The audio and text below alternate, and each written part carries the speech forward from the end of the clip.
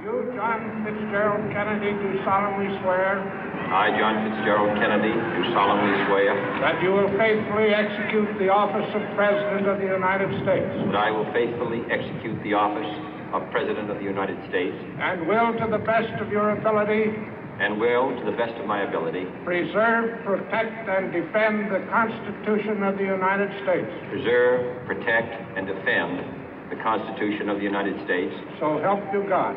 So help me God.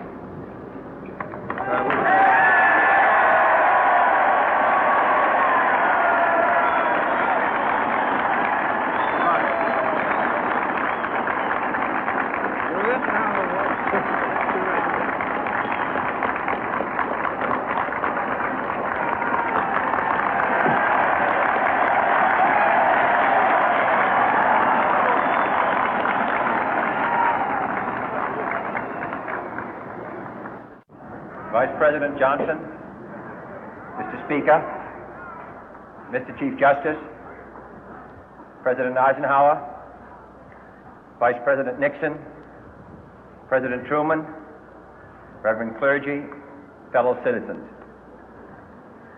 We observe today not a victory of party, but a celebration of freedom, symbolizing an end as well as a beginning, signifying renewal as well as change. For I have sworn before you and Almighty God the same solemn oath our forebears prescribed nearly a century and 3/4 ago. The world is very different now, for man holds in his mortal hands the power to abolish all forms of human poverty and all forms of human life. And yet the same revolutionary beliefs for which our forebears fought are still at issue around the globe. The belief that the rights of man come not from the generosity of the state, but from the hand of God. We dare not forget today that we are the heirs of that first revolution.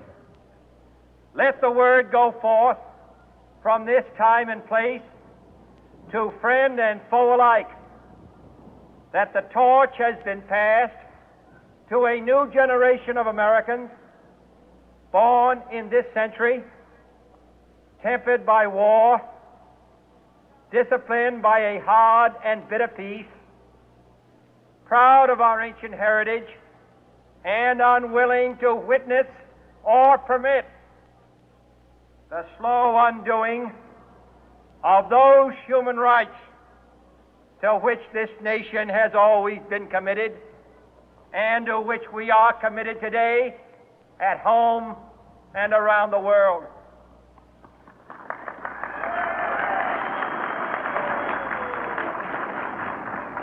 Let every nation know, whether it wishes us well or ill, that we shall pay any price, bear any burden, meet any hardship, support any friend, oppose any foe to assure the survival and the success of liberty.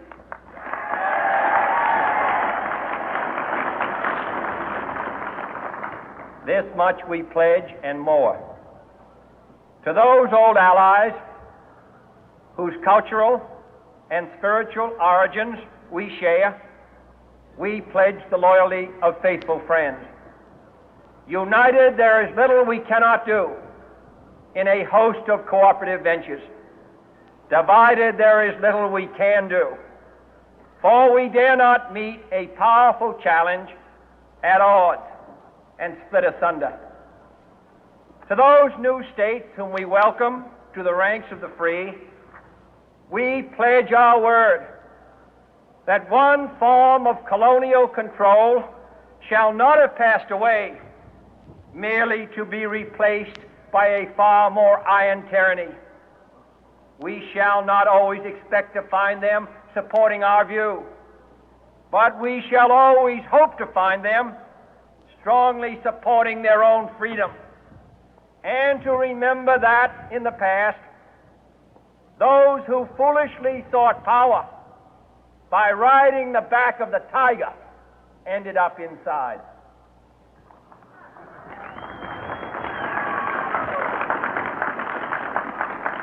To those people in the huts and villages of half the globe struggling to break the bonds of mass misery, we pledge our best efforts to help them help themselves for whatever period is required, not because the communists may be doing it, not because we seek their votes, but because it is right. If a free society cannot help the many who are poor, it cannot save the few who are rich.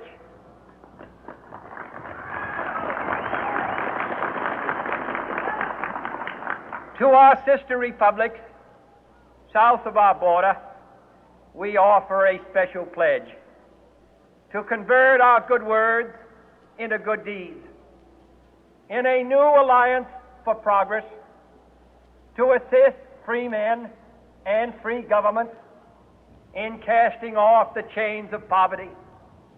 But this peaceful revolution of hope cannot become the prey of hostile powers. Let all our neighbors know that we shall join with them to oppose aggression or subversion anywhere in the Americas. And let every other power know that this hemisphere intends to remain the master of its own house.